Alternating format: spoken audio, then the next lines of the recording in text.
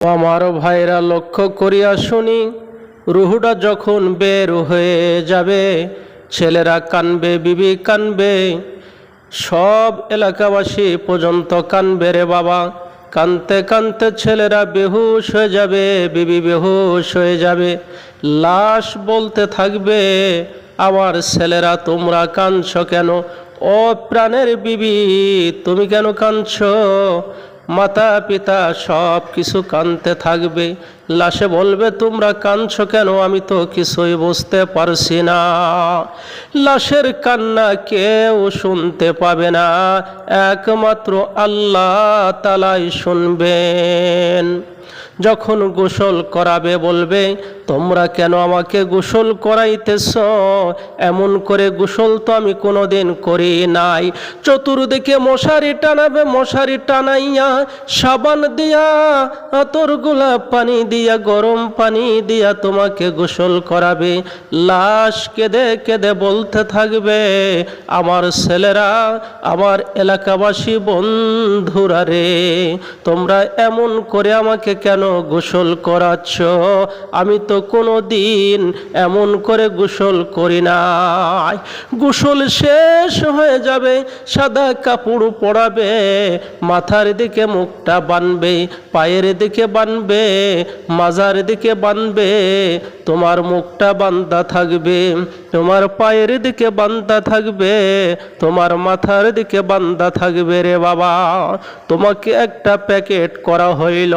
লাশ বলবে, ও আমার ভাইয়েরা, ও আমার ছেলেরা, তোমরা আমাকে এমন কেন পোশাক পরাইতেছ? যেই পোশাকের কোনো সেলাই নাই, যেই পোশাকের কোনো বোতাম নাই, এমন রেডিমেড পোশাক কেন তোমরা আমাকে পরাইতেছ?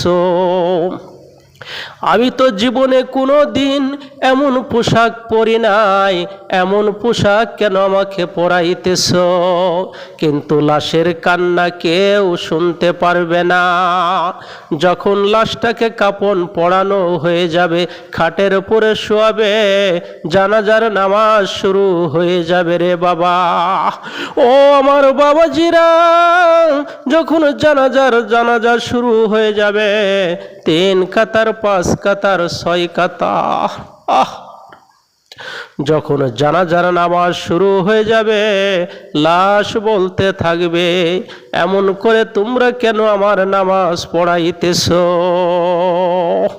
এমন নামাজ তো আর কোনোদিন আমাকে পড়াও নাই, আজকে কেন তোমরা এমন করে নামাজ পড়াইতেছ? কিন্তু লাশের কথা কেউ শুনবে না। জানাজা হয়ে যাবে, আবার লাশটাকে কাঁধে নিবে রে বাবা। ও বাবা, যুবক ভাইরা, ও আমার বাবাজিরা,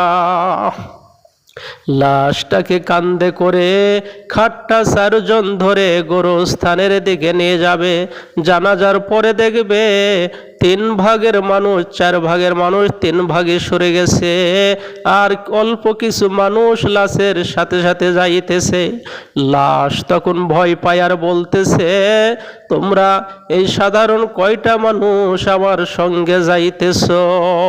আমার ঘর থেকে নিও না, বাড়ি থেকে আমাকে নিও না, আমাকে কি করো, এখানে রেখে দাও। কিন্তু কারো কান্না কেউ শুনবে না, লাশের কান্না কেউ শুনবে না। যখন গোরস্থানে নিয়ে যাবে বাবা, গোরস্থানে নেওয়ার পর একজন পায়ের দিকে ধরবে, একজন মাথার দিকে ধরবে, মাজার নিচে গামছা দিয়া 2 জন ধরে যখন কবরের ভিতরে রাখবে, লাশ ভয়তে থরথর করে কাঁপবে আর বলবে, ও আমার ছেলেরা, আমার এলাকাবাসীরা, আত্মীয় স্বজনরা, কতগুলা লোক তোমরা ছিলা, মাত্র 2 জন ব্যক্তি আমার সঙ্গে যাইতেছ। মুর্দা তাও একটু সাহস পাবে যে যাক, 2টা লোক তো তারপরেও আমার সঙ্গে আছে। যখন তোমাকে কবরের ভিতরে রাখিয়া পায়ের মোড়াটা খুলে দিবে, মাথার মোড়াটা খুলে দিয়ে যখন দুই ব্যক্তি উঠতে যাবে রে বাবা, ওই মুর্দা লাশ চিৎকার দিয়ে জড়াইয়া ধরবে ওই দুই ব্যক্তির পা। কিন্তু পা তো ধরতে পারে না, তারা তো কবর থেকে উঠে আসে, কিন্তু দুখানা হাত পা বাড়ি লাগে কবরের পাশে। দুইটা ব্যক্তি যখন চলে আসবে, আসার পরে উপরে আস্তে আস্তে বাঁশ সুন্দর করে সাজাইতে থাকবে, সুন্দর করে বাঁশ সাজাইয়া তখন মাটি দিবে, মাটি দিয়ে তখন চাপা দিতে থাকবে। দমটা আটকাই যাবে।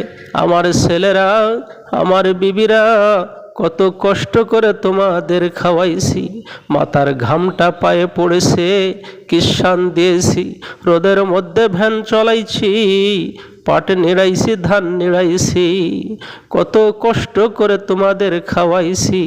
আমার মনে চাইছে একটা আপেল খাইতে খাই নাই, আমার মনে চাইছে সিঙ্গারা পুরি খাবার খাই নাই, তোমাদের জন্য কিনে নিয়ে আসছি।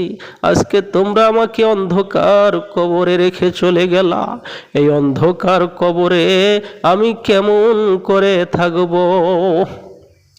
ডাইনে মাটি বামে মাটি, মাটির হইল বিছানা, উপরের দিকে চাইয়া দেখি কাঁচা বাঁশের কারখানা। ডাইনে মাটি বামে মাটি, মাটির হইল বিছানা, আকাশের দিকে চাইয়া দেখি কাঁচা বাঁশের কারখানা।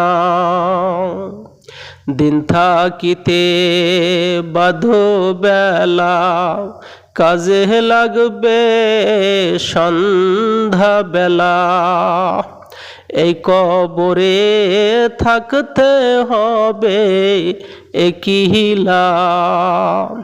দিন থাকিতে বাঁধো বেলা, কাজে লাগবে মৃত্যু বেলা, এই কবরে থাকতে হবে একিলা। আমার ভাইয়ের অন্ধকার কবরে তোমাকে একাই থাকতে হবে। ডাইনের মাটি এমন চাপ দেবে, বামের দিকে ঢুকে যাবে, বামের মাটি ডাইনে চাপ দেবে, ঢুকে যাবে।